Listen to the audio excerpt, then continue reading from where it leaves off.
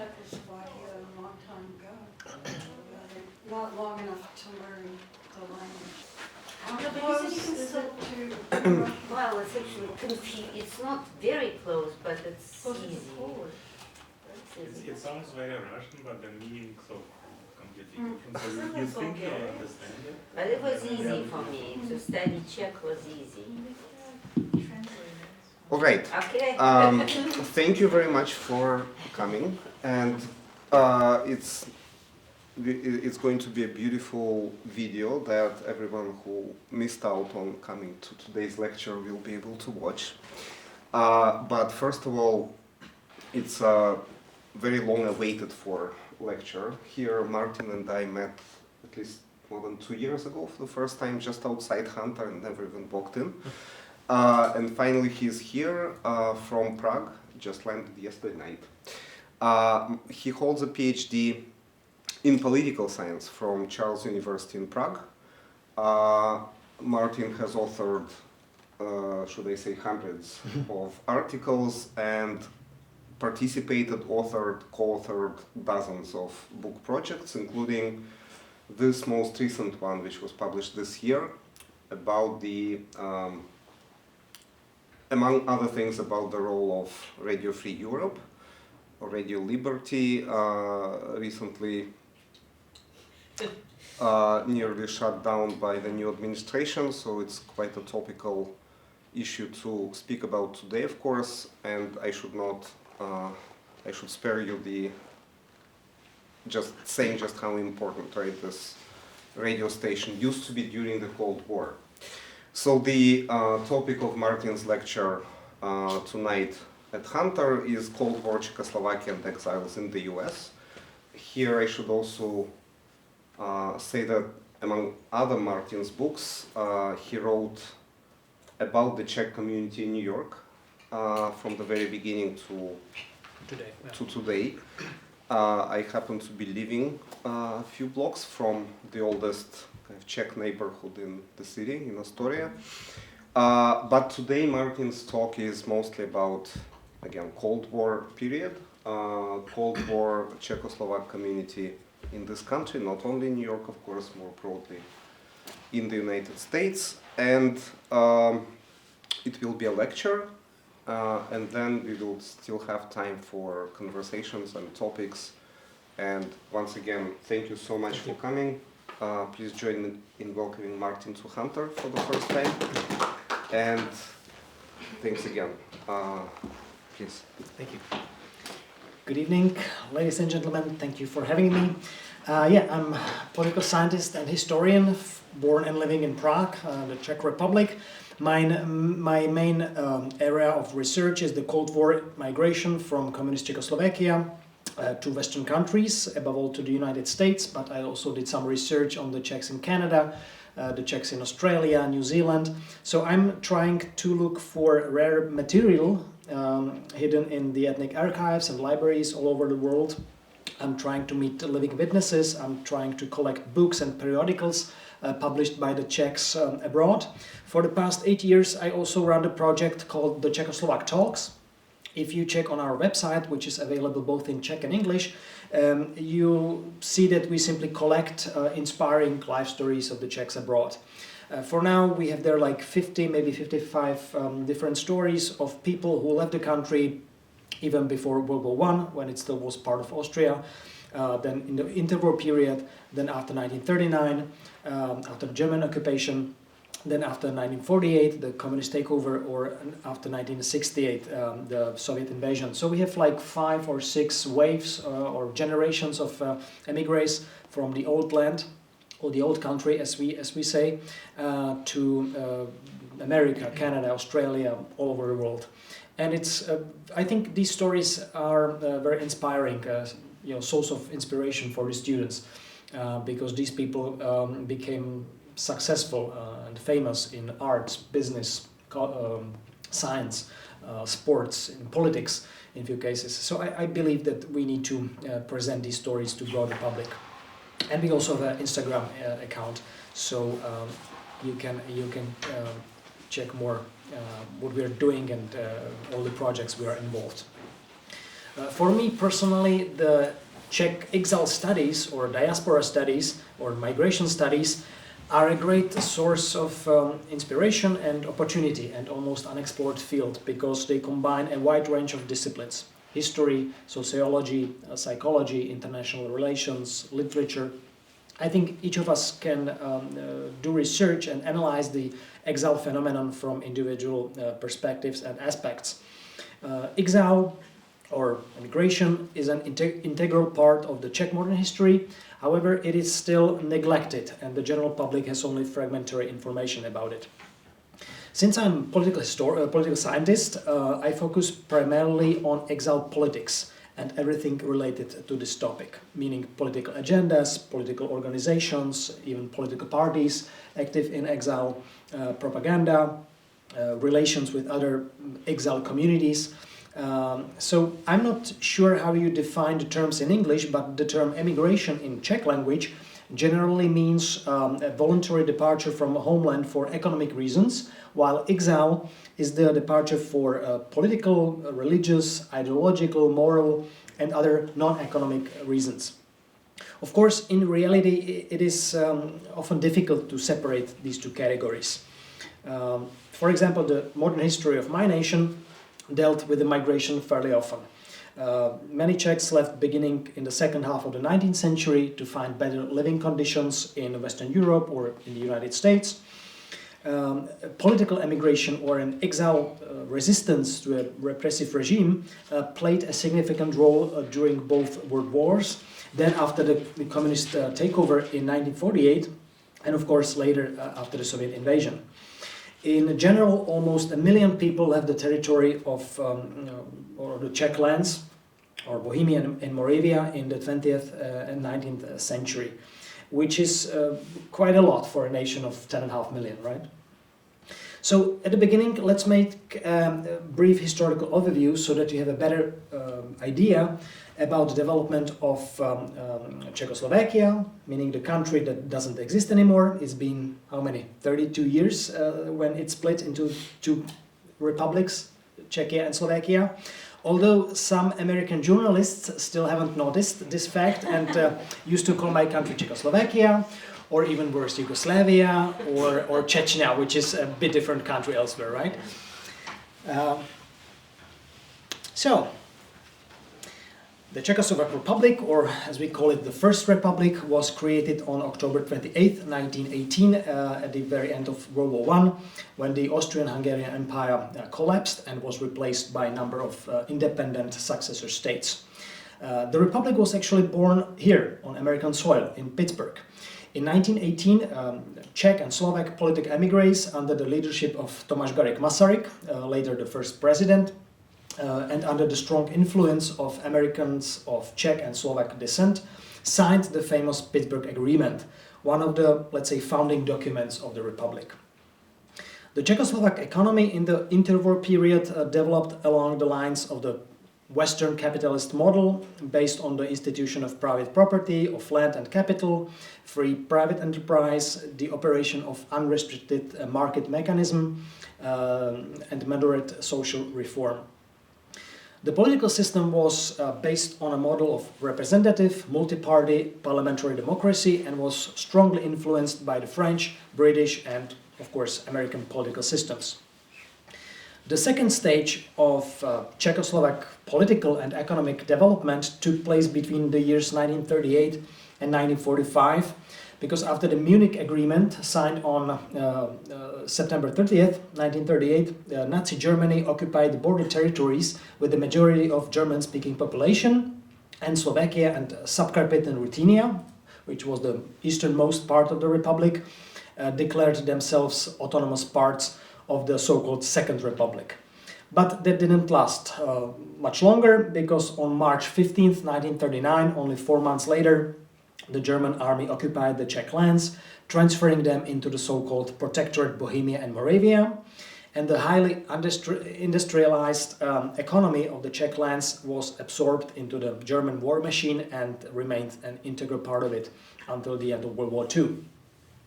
With the exception of Subcarpathian Ruthenia, which became part of the Soviet Union already in 1944, the Czechoslovak Republic was re-established at the end of war in May 45. But between the liberation of the country in the spring of 45 and the seizure of power by the Communist Party in February 48, the Czechoslovak economy developed into a system which differed radically from the liberal capitalism of 1920s and 1930s.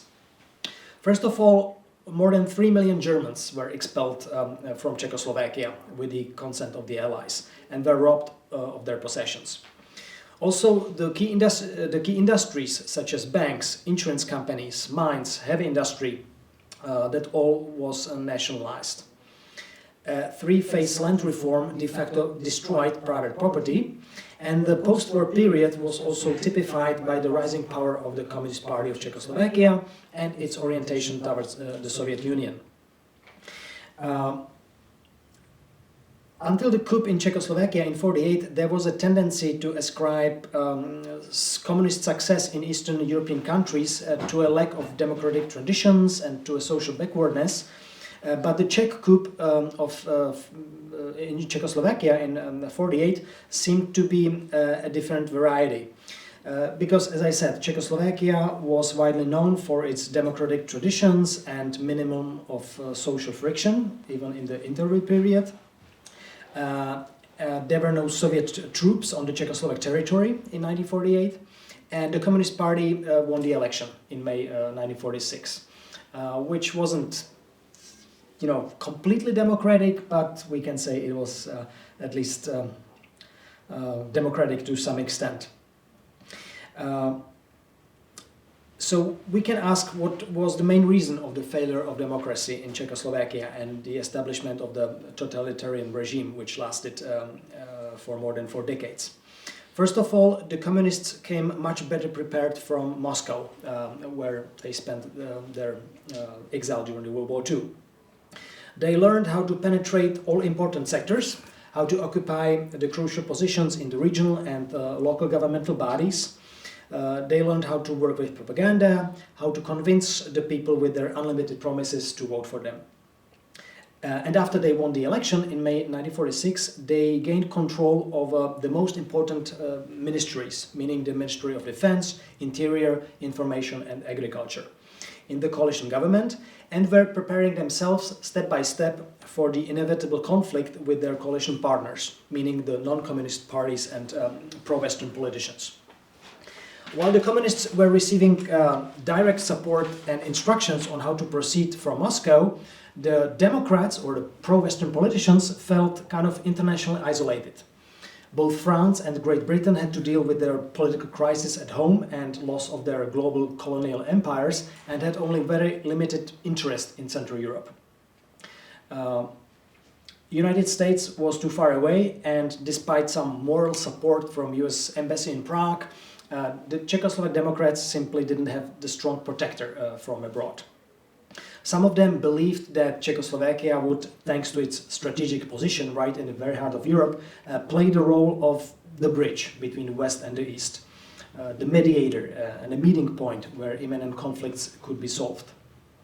But these naive expectations of our Democrats that the country could be another Switzerland, independent, neutral, with its own independent foreign policy, were quickly dispersed. The communists, under their leader Klement Gottwald, we can see him here on a poster with Stalin. Gottwald, who became the prime minister, plans to seize absolute power, and were just waiting for the right moment. It happens to be the governmental crisis, which developed in late February 1948, when 12 non-communist ministers from 3 democratic parties resigned in protest against the activities of the communist-controlled security police. In normal circumstances, the president would have accepted their resignations and held new elections. However, the Communist Party feared defeat, so the communists used threats to prevent the new elections, as did the Soviet Union through a diplomat sent to Prague, who threatened a Soviet invasion if Moscow's orders were not followed. Also, the communist-controlled labor unions marched their supporters out onto the streets of Prague and other major cities. The communists also arranged a general strike. They took control in outlying areas and eliminated any resistance by democratic elements in the society. And then it was over. You know, democracy in Czechoslovakia has been defeated. The president, Edvard Beneš, did not risk a Soviet invasion or a civil war and simply gave up, simply surrendered. So the Czechoslovak, we can call it democratic experiment in the Soviet bloc was over and 41 years of oppression began. Stalin directed the Czechoslovak communists to carry out purges, and the nation held the largest show trials in Eastern Europe over a 6-year period from 1949 to 1955. The victims of these trials included military leaders, Catholics, Jews, democratic politicians, those with some wartime connections with the West, like the former RAF pilots who were, fighting in Britain, as well as high-ranking communists. And almost 180 people were executed. Farmers, especially the wealthy ones, referred to as the kulaks, became enemies of the new regime. And during the years of Stalinization, meaning the early 1950s, all farms were nationalized in what was called the collectivization process, and no one could own more than 120 acres of land. While the lives of richer peasants were destroyed, poorer peasants were at the beginning excited by the new system, by the new regime. But communists blackmailed farmers and threatened them with imprisonment if they did not join the newly established cooperatives. The communists also took over the church property. They closed down 216 monasteries in the country and were persecuting the priests, the clergy. And communist ideology quickly permeated the politically based education system. Students had to study, subjects such as Marxism, Leninism, and applicants were accepted into universities and high schools only if they had working class background, if they supported communist regime and had participated in communist youth organizations. And we can easily continue. The fact is that the long era of communist regime in Czechoslovakia had a devastating effect on the nation's soul and character, and it's visible even today.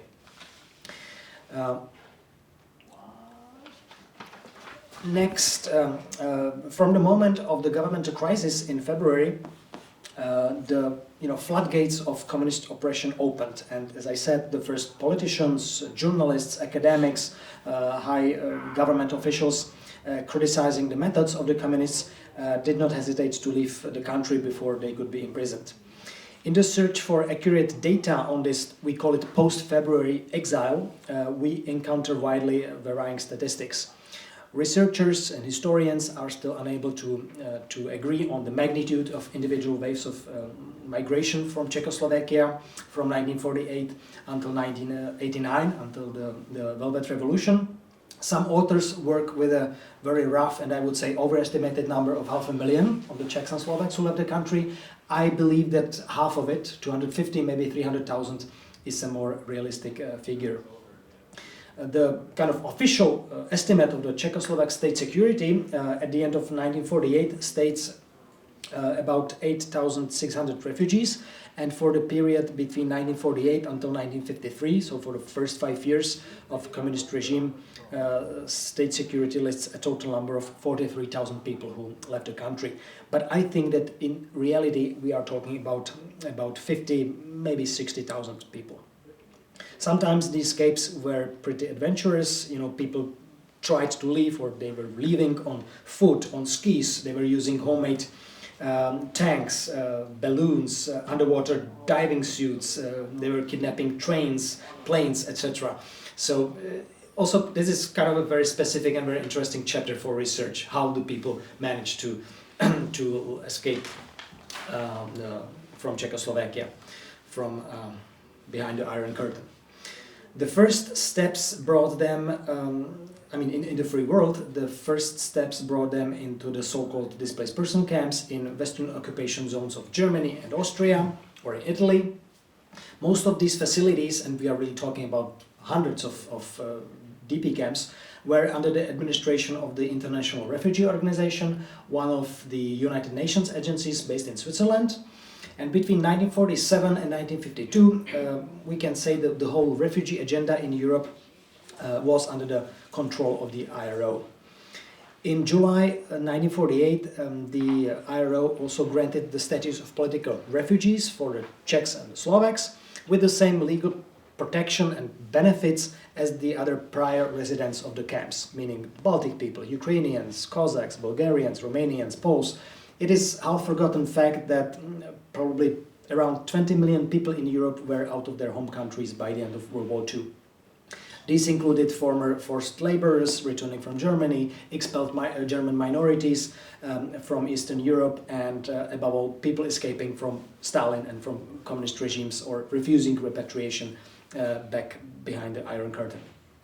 Therefore, the IRO and basically all humanitarian organizations and refugee funds faced an enormous task to accommodate hundreds of thousands or maybe millions of people.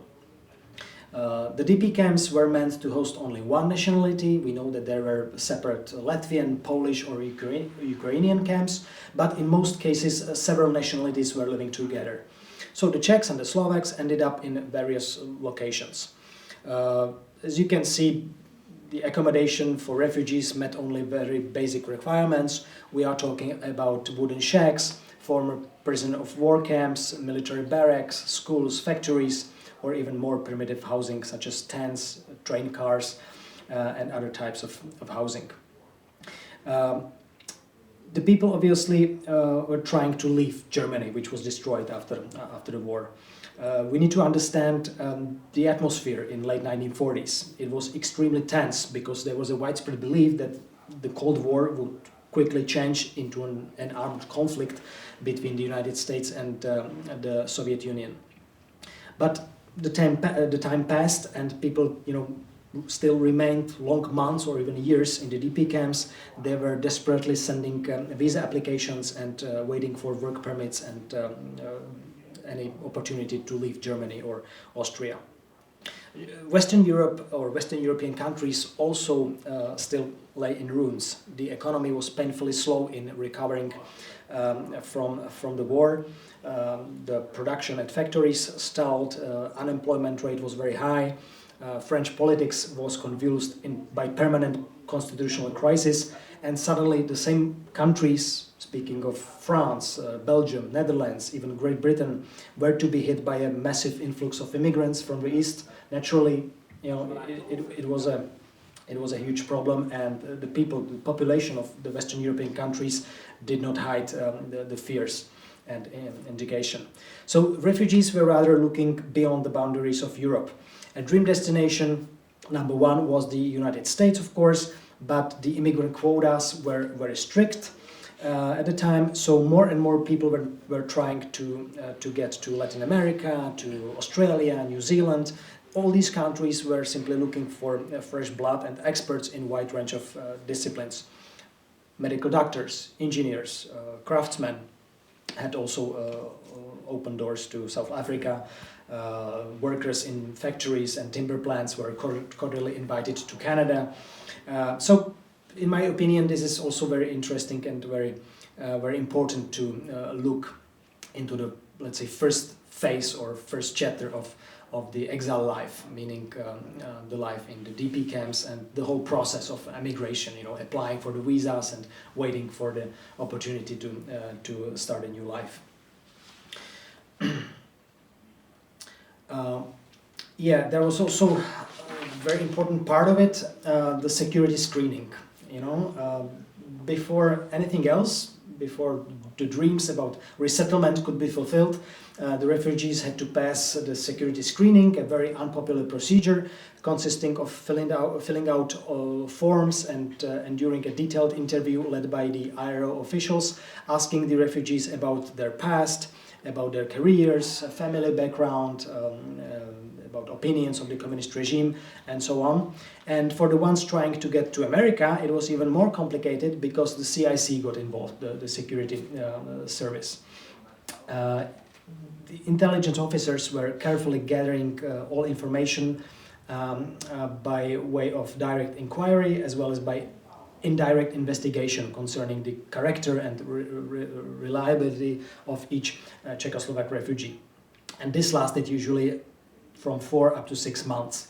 And anyone suspected of being a communist spy or war criminal, or in those cases where the IRO stated that the person was not in an imminent danger, these people became ineligible for protection by the International Refugee Organization and could realistically forget about resettlement in the US immediately. And they were sent back to German or Austrian camps, and again, they stayed there for a few more months in a very desperate situation. On the other hand, those who convinced the reviewers about their serious political, ideological or religious reasons for fleeing from Czechoslovakia and about their sincere willingness to start living and working in another country received the desired stamp eligible in their documents, giving them a much better chance to leave the camp as soon as possible. So as you can imagine, the living conditions were very hard. In some cases, there was a lack of drinking water. In winter months, there was also a permanent lack of fuel and coal for heating. Food allotments were far below the prescribed caloric minimum, and the need for supplies became more and more urgent. Self-government bodies in the camps were crying for help from the International Red Cross, from Quakers, Lutheran Church, YMCA, International Rescue and Relief Committee, National Catholic Welfare Conference, and also many Czechoslovak auxiliary committees established in practically every Western European country. In spite of these combined efforts, coordinated and fully effective assistance was lacking for several months before the diplomat Jan Papanek stepped in. Papanek was a man with a detailed knowledge of the United States. He had served as a consul general in Pittsburgh before the war, and since 1945 he had held the office of the Czechoslovak ambassador to the United States here in New York City. The new communist government in 1948 unsuccessfully tried to force him to resign, but thanks to his contacts in the United Nations structures, he was able to keep this important position from whence he arranged the admittance of 2,000 Czechoslovak refugees into the United States above the existing strict immigration quotas. And also in early May 1948, Papanek took the initiative to establish a new humanitarian organization based in New York City, focused on taking care of Czechoslovak refugees. Its name was the American Fund for Czechoslovak Refugees, and thanks to Papanek, it received significant financial support for its startup from governors, senators, wealthy businessmen, journalists, Eleanor Roosevelt, former First Lady, and other important people. The headquarters in New York City functioned with a skeleton staff, and offices were established in Germany, Austria, Norway, England, France, etc. And with limited funds available for paid staff, dedicated volunteers carried out most of the work. And during the 4 decades of the Cold War, the American Fund assisted about 130,000 people during their stay in the DP camps and later during their resettlement into the host countries, mostly to the United States and Canada. So this was very important, part of the Czechoslovak exile in the Cold War.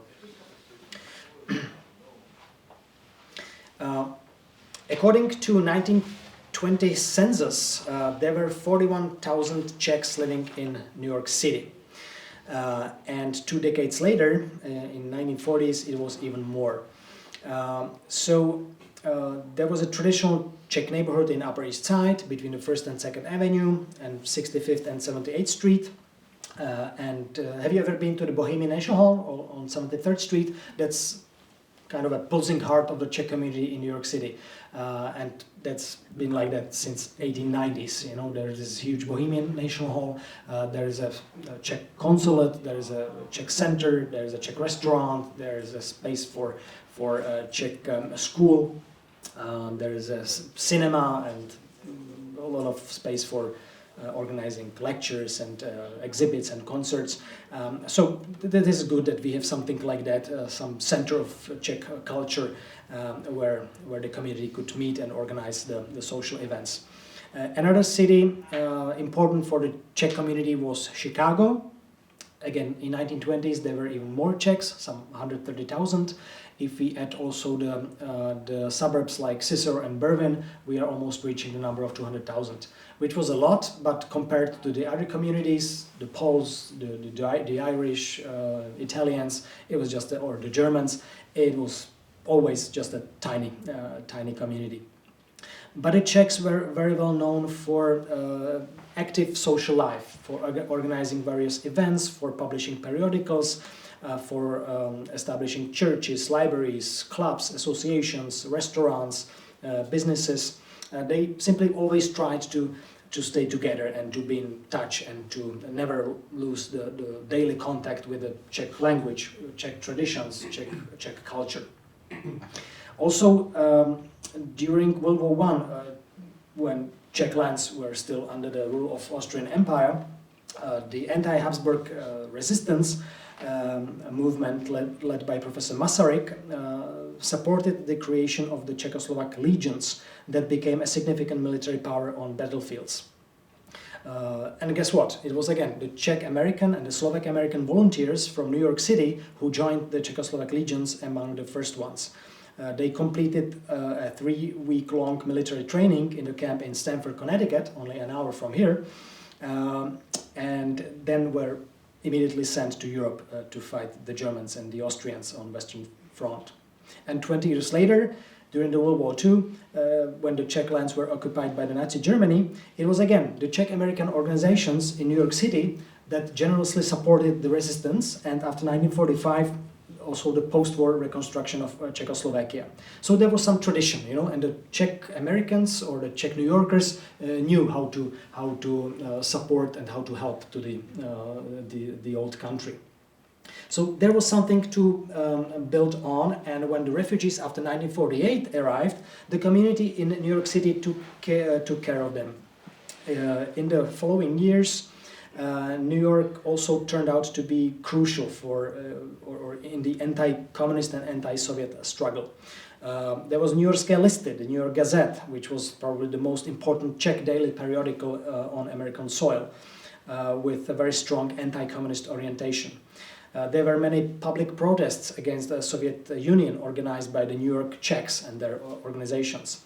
And the city also became a new home of Czech democratic elites, meaning former politicians, writers, journalists, poets, philosophers, academics, who became important players on the chessboard of the Cold War. And many of them got a new job in Radio Free Europe, which started its broadcasting in May 1951. The president of the boss of the Czechoslovak desk, as they called it, was Ferdinand Peroutka, who was one of the most important and most interesting Czechoslovak journalists in the interwar period. We can see him in front of the Czechoslovak map, and this is Ivan Herben. His father, Jan Herben, was also a very important writer during the interwar period, and he was a close friend to President Masaryk. So it might be surprising, but New York City really played a significant role in our, meaning the Czech history. In December 1947, the newly formed National Security Council warned that the Soviet Union was conducting an intensive propaganda campaign directed primarily against the United States, employing coordinated psychological, political and economic measures designed to undermine non-communist elements in Europe. The only response available to weaken and to roll back this communist pressure and influence was to initiate a psychological offensive in return. The director of the policy planning staff at the State Department, George Furskanen, presented the document called The Inauguration of Organized Political Warfare in May 1948 in the presence of President Harry Truman. And Kennan, who was later called one of the architects of the Cold War, highlighted the importance of providing assistance for various liberation committees, underground activities behind the Iron Curtain, and the support of anti-communist elements in threatened countries of the free world. We can say that in 1947-48 the battle was already over, because all the countries in Central and Eastern Europe became part of the Soviet bloc, but we need to remember that there was still this civil war in Greece. The communist parties were very strong and influential both in France and Italy, so there were still many battles to be fought and to focus on. Kennan highlighted the importance of establishing various, as I said, exile organizations. He also recommended to sponsor selected emigres, important people, to pursue their anti-Soviet and anti-communist activities. They should have also prepared liberation movements for the eventuality of an armed conflict between the Soviet Union and the United States. They were supposed to launch new propaganda channels, new information campaigns. So there were many ideas how to proceed, and all of these were the beginnings of the National Committee for Free Europe. The founders of the new organization were not initially totally certain of its exact purpose and functions. They knew that the National Committee for Free Europe would not provide humanitarian aid to refugees from Eastern Europe or to help them with applications for US visas.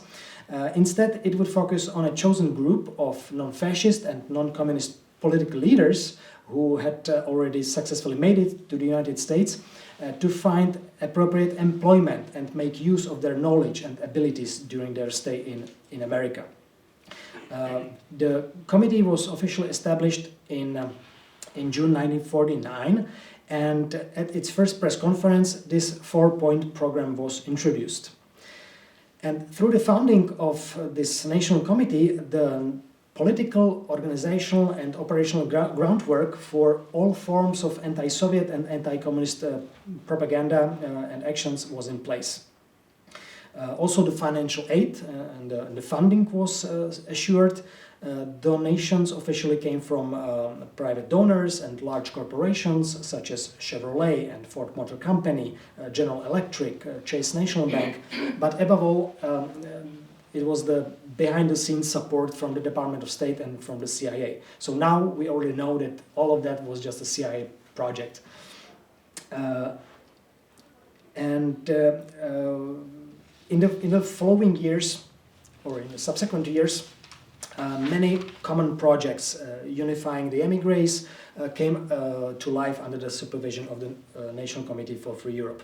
For example, there was this information campaign Crusade for Freedom beginning in 1950, warning the American public about the communist menace. There was the Free Europe College, providing university education to talented students among the emigres. Its campus was in France, in a chateau, Portalet, not far from Strasbourg. We can see the photo there. Then we have the publication of the monthly journal News from Behind the Iron Curtain, and obviously the broadcasting of the Radio Free Europe / Radio Liberty. All of this was devised and funded by the National Committee for Free Europe, and in all these projects and organizations, the leaders of the exiled communities, meaning the Czechs, the Poles, the Hungarians, the Bulgarians, were involved and worked as editors, lecturers, analysts. And we can say that Radio Free Europe, or at least the Czechoslovak desk, really became the most important and the crucial information channel through the Iron Curtain to communist Czechoslovakia. And many important, as I said, experts worked there as editors, analysts, managers. So really, Radio Free Europe and the Czechoslovak broadcasting belongs to the most important and most fascinating chapters of Czechoslovak journalism historically. And we have already mentioned Radio Free Europe, what is happening now. Just the news last week, the Czech government announced that if the funding was cancelled or limited, the Czech government would take care of the money to assure that Radio Free Europe would be able to continue its broadcasting. Because now it's based in Prague. At the beginning it was in New York and Munich, later only in Munich in Germany, and after 1989, after the fall of the Iron Curtain, it was moved to Prague, and it's still very important. Also, one of the organizations or projects under the umbrella of the National Committee for Free Europe was called the Assembly of Captive European Nations. It officially saw the light of the day on September 20th, 1954, as non-incorporated, non-profit company. It was based in New York, and it was intended to act as a, let's say, shadow counterbalance to the United Nations. It was meant to coordinate the management of, again, anti-communist, anti-Soviet campaigns, to present and publicize news from behind the Iron Curtain, and to generate international support for the liberation of Soviet-ruled parts of Europe. It is interesting that the structure of the Assembly, or ASEN, generally followed the structure of the United Nations. It consisted of a General Assembly, General Committee, and several working committees. And the general sessions of the Assembly were held once a year, usually in September. And these worked as the sanctioning assemblies through which resolutions were announced and the members of the General Committee were elected. And each of the participating 9 captive nations, through their respective national committees, sent a 16-member delegation to these sessions, where lectures and situational reports on developments in individual countries behind the Iron Curtain were presented, and voting on resolutions and protests took place. The SN assemblies, which took place in New York City to coincide with the United Nations General Assembly sessions, were frequently also coordinated with public demonstrations to raise their profile and to increase the volume of their messages. Between 1956 and 1963, the Assembly rented a 2-story building owned by the Carnegie Endowment on the First Avenue, just opposite or directly opposite the United Nations headquarters. So the delegates from communist countries simply could not avoid the unpleasant view of posters and billboards hanging across the street that alerted passers-by to the ongoing Red Terror and the Soviet imperialism. And we can definitely ask why just 9 nations were involved, meaning the Albanians, the Bulgarians, the Czechs and the Slovaks, or Czechoslovaks together, the Estonians, Latvians, Lithuanians, Hungarians, the Poles, Romanians, that's it. But what about the Ukrainian exile? What about the Belarusian exile? What about the Croat exile? We need to follow the interests of US foreign policy of the time. Because American government and the White House did not want to question the territorial integrity of the Soviet Union by supporting any kind of separatist movement. The only exception, of course, were the Baltic states, because the United States didn't acknowledge the annexation of Lithuania, Estonia, and Latvia in 1940. Also, the split between Stalin and Yugoslav leader Josip Broz Tito was a very important, thing, because Tito became a potential ally to the West in the Balkans. So. Again, America couldn't openly support separatist Croatian, Serbian, and Slovenian exile groups. That was also out of question. The democratic politicians had made the United States the focus of their liberation efforts.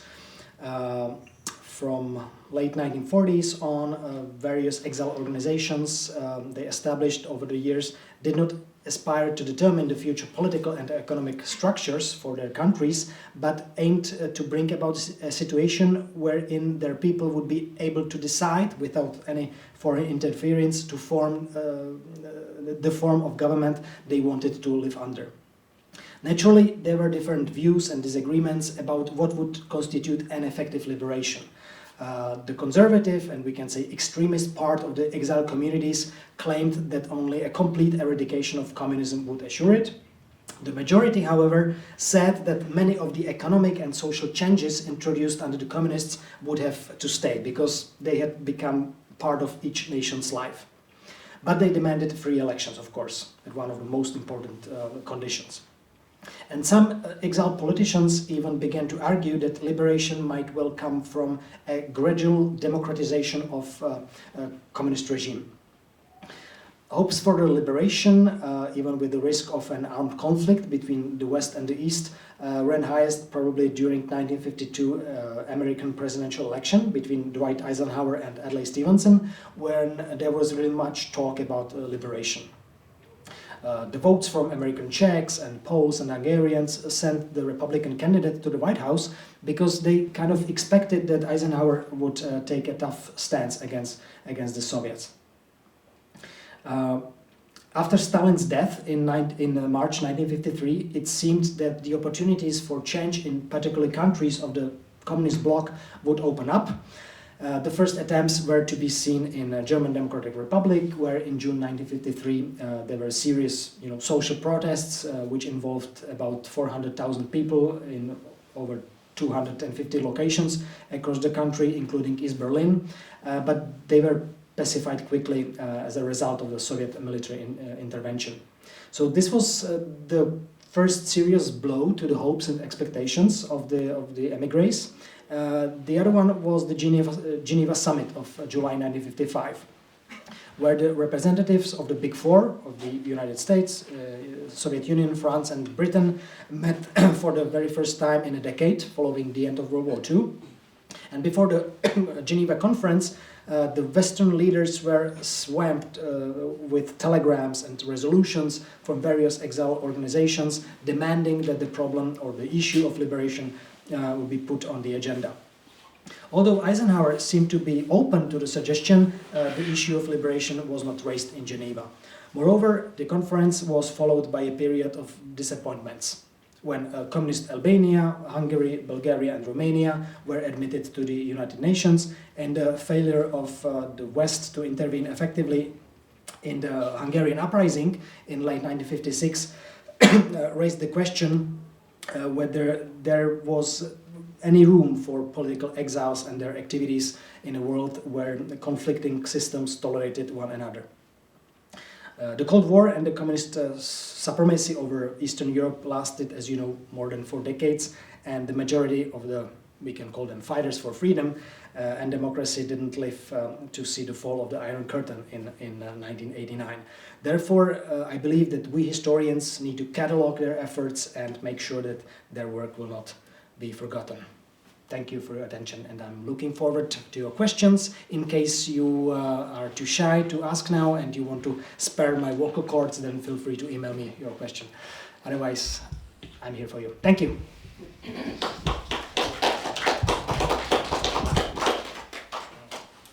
You mentioned back on this slide about Czech legions from World War I? World War I, and which side they were fighting? Because US entered World War I only in 1916, if I recall correctly. So were they on Austro-Hungarian side, or were they actually involved in? The first soldiers or the first legionnaires were the ones who defected from the Austrian army. They were fighting in Russia, and they just crossed the front and were integrated into the Russian army as separate Czech legions.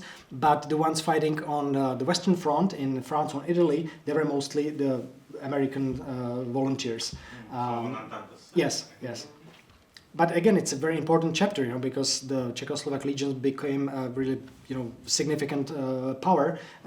Their numbers reached 40,000, and they were fighting in Siberia, in France, Italy. Yeah.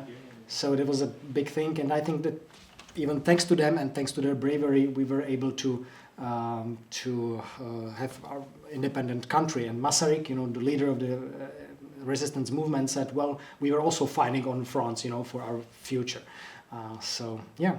I had a question about what happened to those displaced persons, Czech displaced persons who, if there were any, who ended up in the Soviet zone. And how did kind of the forced repatriation, which we know much more about as far as citizens of the Soviet Union are concerned, right? Be they Ukrainians or the Balts, actually. What was the situation like with Czechs in the Soviet zone, if there were any? Immediately after the liberation of Czechoslovakia in May 1945, they were the troops of Smersh, and they were taking over the Ukrainian or Russian refugees who spent the war years in protectorate and in German Reich back then. So they took care of them immediately within a month. They arrested thousands of people who already had Czechoslovak citizenship, or they were citizens of protectorate, but the Soviets didn't care.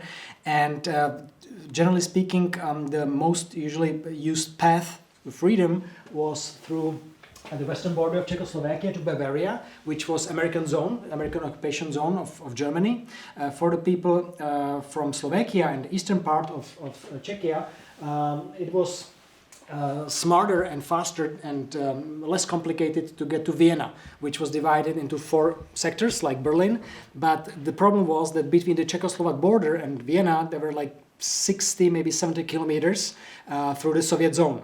So it happened often that the refugees were, kept by or caught by Soviet troops and were sent back to Czechoslovak border, where the state security took care of them.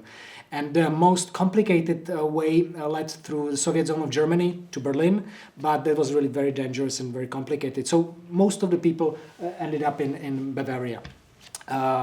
And then they were sent to Austria and to Italy. So this was kind of an odyssey. It lasted for a couple of years. And imagine you're a refugee, you have small kids, you have a family with you, and you're living in a vacuum. You spend 2 weeks in a camp in Hamburg, then you are sent to Austrian Alps, then you need to go to Naples, and you're waiting in a harbor for a ship that should get you to Australia. But then something happens, and you're the process of the visa application stops or freezes for a couple of weeks. So you need to go back to Austria, then you need to go back to Germany. So it was very, psychologically difficult for those people.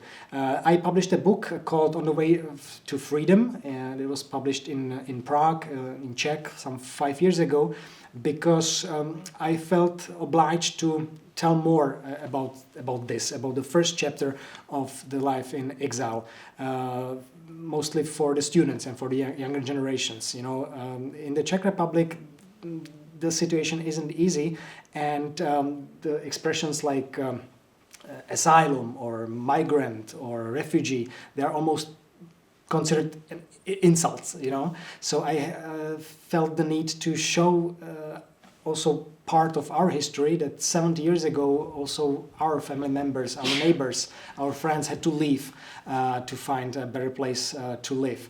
And it was very well received, and even the history teachers at high schools recommended as a reading for the students, because I tried to use as much photos as possible, various ephemera, posters, letters, paragraphs from written memoirs, because it was almost unknown topic, and the Czech historiography, for some strange reasons, didn't focus on that so much. So I think it was my book.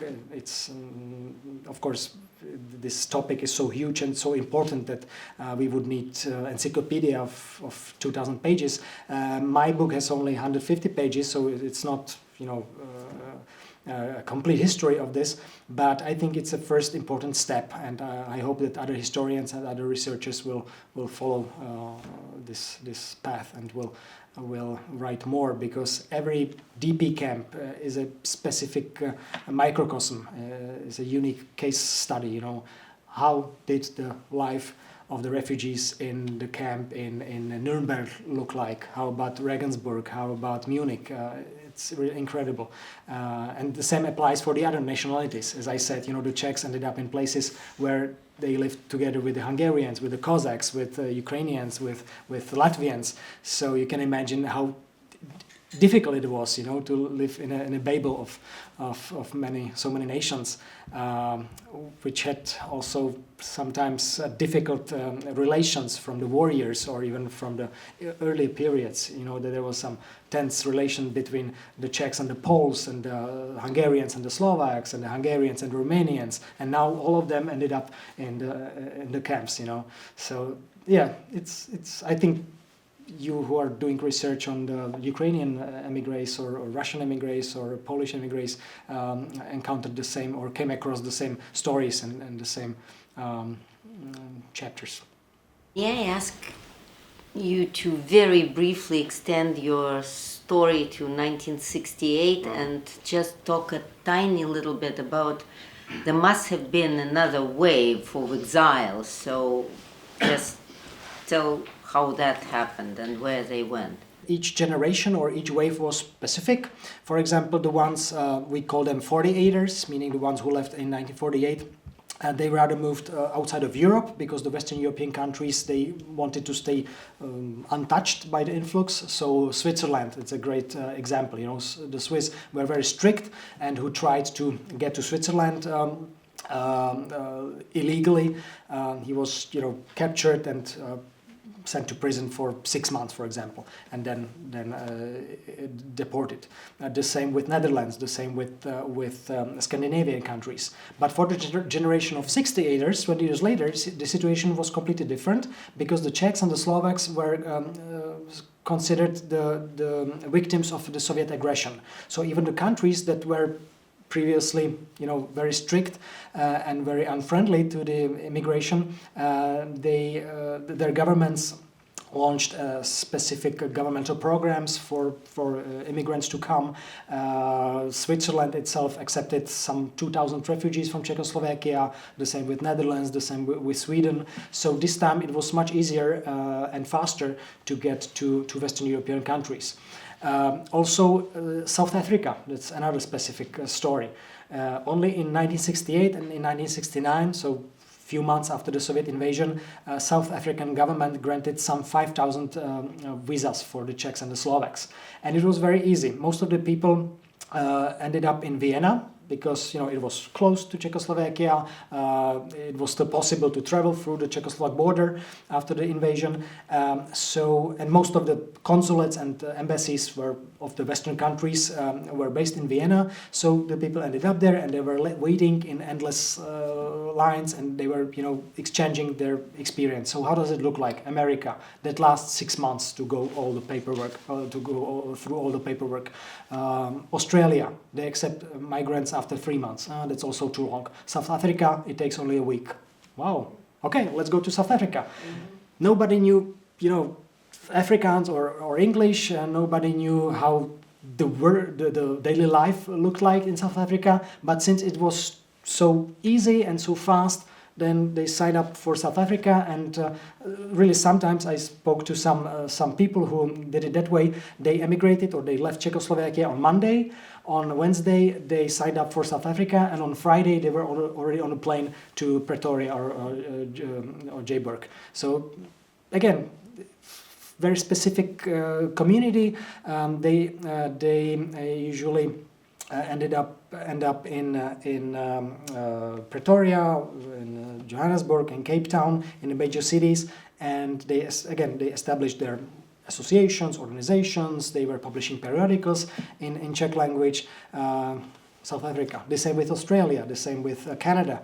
In 2 weeks from now, I'm going to visit Toronto, Ottawa, and Montreal, and all these cities, these 3 cities, had and still have significant Czech community.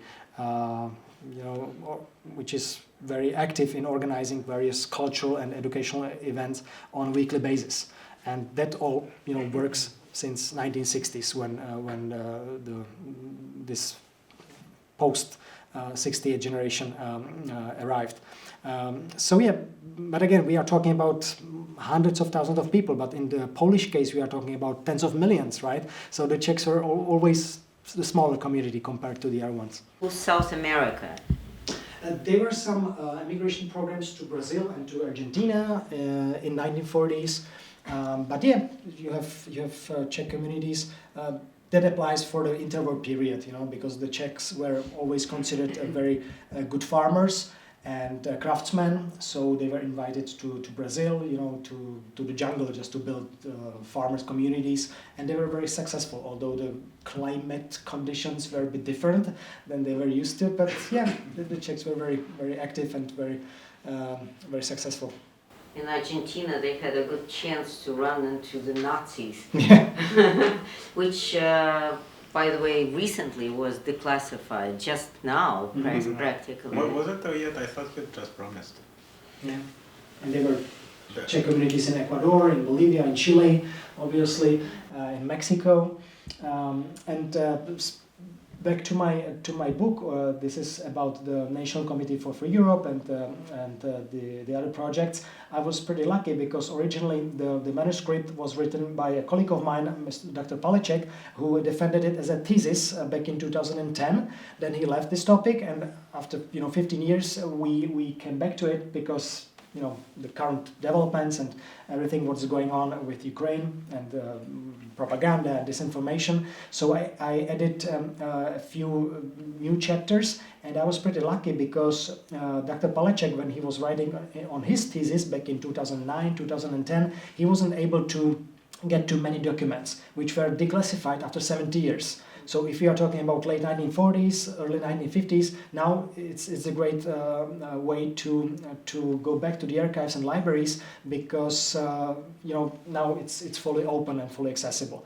So I know about specific collections in the Library of Congress, in the National Archives and Records Administration in Washington, or here in New York Public Library that were not available 15 years ago, or Dr. Palecek was given only half of the box or just empty envelopes, but now when I came back after 15 years I already got the full extent of the material. So it's very important to go back to early 1950s because now everything comes back to the light. So when the wave, as we call it often, of the 68ers started arriving in Western Europe, other places, it was only 20 years, it's even less than one generation. And my question is about kind of the meeting of two generations of Czechoslovak exiles. What was it like? Clearly, I mean, the reasons for their exile or emigration couldn't be more different. What united them was also very interesting just to think what it was that united them, because the country itself changed hands so many times in the meantime, right? And where would be the best place to see such, encounter? In Czech periodicals in New York? It was very tense, the relations, because the ones who arrived in 1968, they were, people who already experienced the communist regime. They were living under communists for 20 years, and then they met the old generation, the, let's say, radicals who were expelled by the communists, and they were telling them, it wasn't so bad after all, and, we just got used to it. So the 48ers said, oh my God, you were living under terror, how can you say that? So they became members of the same organizations. They were going to the Bohemian National Hall for the parties and for the cultural events, and you can imagine that sometimes it was, the abyss of misunderstanding deepened from step by step, because the young ones simply didn't understand what the old ones were saying. What are you talking about? Well, we were all kind of affiliated with the communists somehow. Of course that I was a pioneer. Of course that when I was a kid, I had to go to the communist youth organization. So for the old ones, it was something unacceptable. But that's how it is. I mean, even now when the people, after the Velvet Revolution, when they came back, they didn't recognize the country anymore. If they were out for 40 years or even only for 20 years, the way of living and the way of thinking and mindset of the Czechs who had experienced in communist regime for 40 years, it was something completely different. They were lying, they were not, they were cheating them. They thought that all Czechs who came back from abroad, they were billionaires, and they wanted to take their money. So there was some bitterness. I know about many professors of political science, of economy from prestigious American, British or Canadian universities who came back to Czechoslovakia with a sincere, they really wanted to help with the transition, with the economic processes and reforms. But the Czechs, they always think they know better, they don't need any advice from the outsiders, so they said, no, we don't need you. So there is still some bitterness, and for the older generations, the Czechs abroad who were considered traitors, paid by the bloody dollars from Wall Street for 40 years, it's not easy for them to accept that these people are coming back, and they always think, well, they are coming back, they might want their property back, and they might want some restitutions and blah, blah, blah, that they will be opening the old wounds. So it's still there. It's kind of the elephant in the room. Not for me or for my generation, but for the generation of my parents and my grandparents who are still alive. They are more than 90. If you say Czech abroad or Czech immigrant who is coming back, they are, kind of afraid what would happen next. So. In your opinion, it just, and it's out of my ignorance, because I know a few names of prominent cultural figures came out in exile from Czechoslovakia, but I was just wondering, in your opinion, most important cultural figures. The writer Josef Škvorecký, who established 68 publishers in Toronto, so he was publishing Czech exile, authors. It was very important, and then many of the editors of the Radio Free Europe, who were also, as I said, poets and writers and philosophers. So their works, many of them were translated into English, are very important. And even if you read those texts after 70 years, it's still, alive. It's still very actual. So it was Škvorecký, Perutka's works. Jascha has many of them in the library, in the Tamizdat library now, because I served as a delivery boy, and when I arrived last night, I had 30 books in my backpack from Prague, from the Libri Prohibited library, which is an Exile and Samizdat library, probably the most important one in the Czech Republic. So they gave me some duplicates for Jascha's library, and so you'll be able to read these works here. What about clash on the linguistic level? It wasn't, of course, as long as in the Soviet Union or in Ukraine, for that matter, but a major first reaction of the older generations of exiles to the new generation was linguistic, was stylistic, right? For example, the Russian that they spoke, those who emigrated in the 70s, sometimes just seemed like a foreign language to those who left in the 20s. Of course, it's not as long, only 20 years, right? But it wasn't no, it wasn't an issue. So Czech was resisted sovietization on the linguistic level, obviously much better than Russian.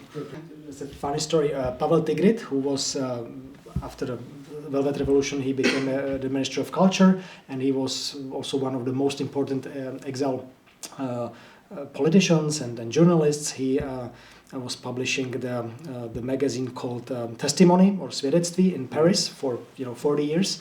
But when he emigrated in 1948, he used to live in New York City for a couple of months. And since he had no money, he didn't have English speaking skills, he worked as a waiter in one of the Czech restaurants in Upper East Side, and he was just carrying some soups, and plates, and he went too fast and suddenly slipped and pulled over the soup on someone's back. And there was some old gentleman, and he said, "Oh, I'm so sorry for that." And the gentleman said, "No, it's all right." And he left. And then the owner of the restaurant said, "You know who that was?" "I have no idea." It was Alexander Kerensky, and you destroyed the only suit he had,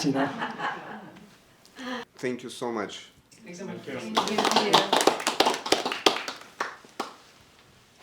Просто на WhatsApp мне скинь. Я бы с удовольствием. Да, нет, я просто обязана. Я отменила все, у меня нет ужина. Денис сказал, с облегчением сказал, что он не будет готовить.